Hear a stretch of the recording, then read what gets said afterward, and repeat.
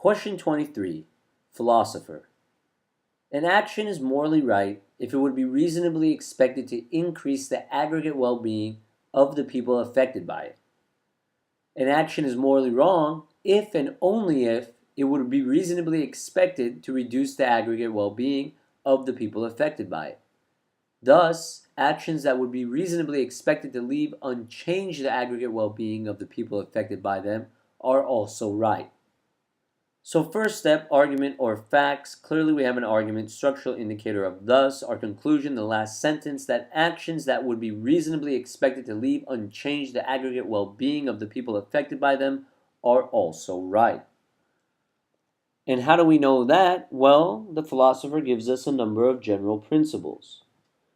And we notice sufficient and necessary terminology. In the first sentence, if, and in the second sentence, if and only if. So let's diagram these. The first sentence, we know if introduces a sufficient condition. So our first principle is reasonably expected to increase the aggregate well-being of the people affected by it. So reasonably expected to increase the aggregate well-being of the people affected by it, then we know the action is morally right. Contrapositive, if it's not morally right, then it is not reasonably expected to increase the aggregate well-being of the people affected by it. The next sentence, an action is morally wrong if and only if it would be reasonably expected to reduce the aggregate well-being of the people affected by it.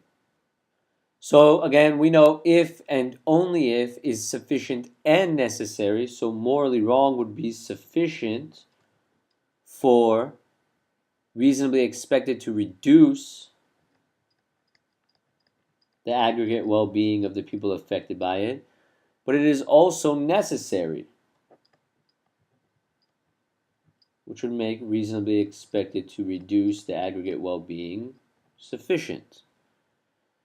Contrapositives here, if it is not expected to reduce the aggregate well-being, then it is not morally wrong.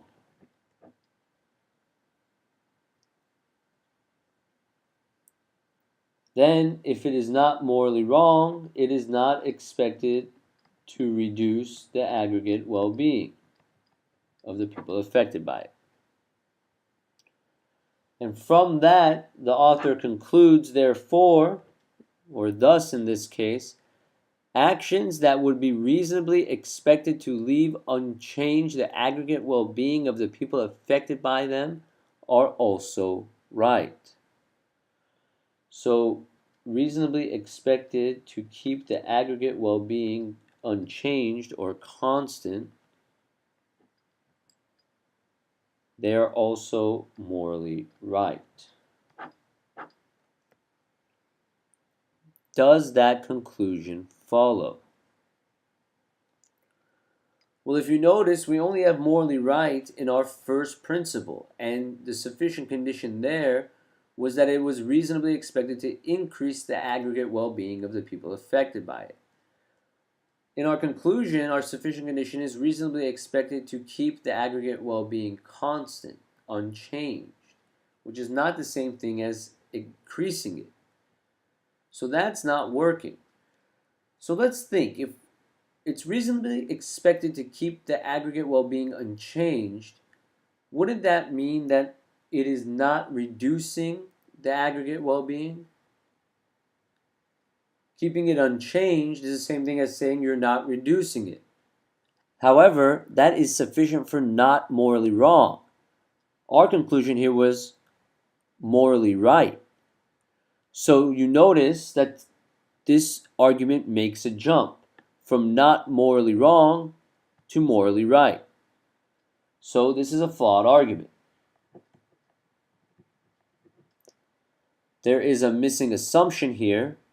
And again, since we know reasonably expected to leave the aggregate well-being unchanged is the same thing as reasonably expected not to reduce the aggregate well-being. If it's unchanged, then it's not reducing it. We know from our second principle's contrapositive that that is sufficient for not morally wrong, which would be the correct conclusion here. But the conclusion is morally right.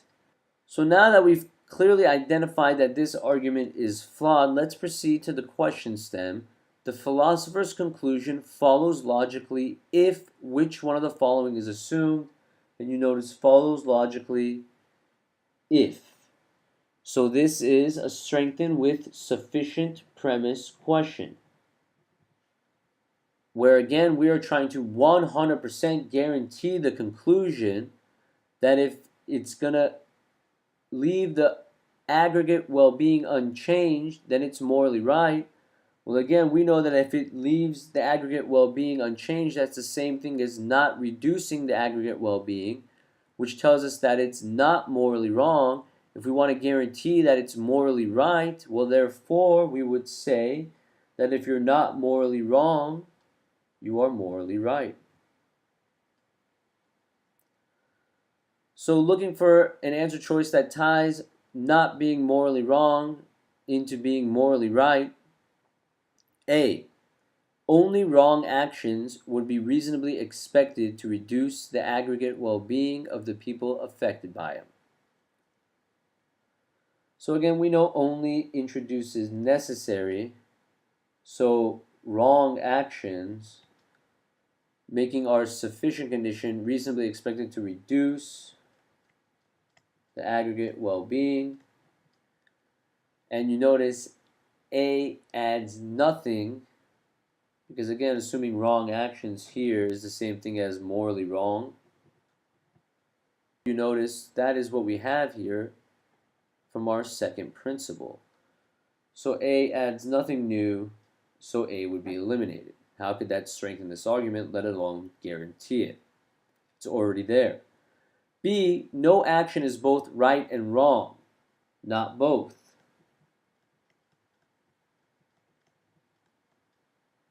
So if you are right, then you are not wrong. And if you are wrong, then you are not right. The problem here is that we know that it's not morally wrong. We can't take the fact that it's not wrong to come backwards and conclude that it's right. That would be incorrect, flawed logic. We know we don't just reverse. So while B does tie the idea of right and wrong together, it doesn't do it properly to guarantee this conclusion, so B would be eliminated. Which brings us to C. Any action that is not morally wrong is morally right. We know any introduces sufficient. So if you are not morally wrong, then you are morally right. And you notice that is exactly what we said we needed to guarantee the conclusion. So C here would be the correct answer, as it 100% guarantees the conclusion. Because again, we know that if you are reasonably expected to leave the aggregate well-being unchanged, that is the same thing as reasonably expected not to reduce the aggregate well-being. And the contrapositive of our second general principle told us that if you are not reasonably expected to reduce the aggregate well-being, then you are not morally wrong.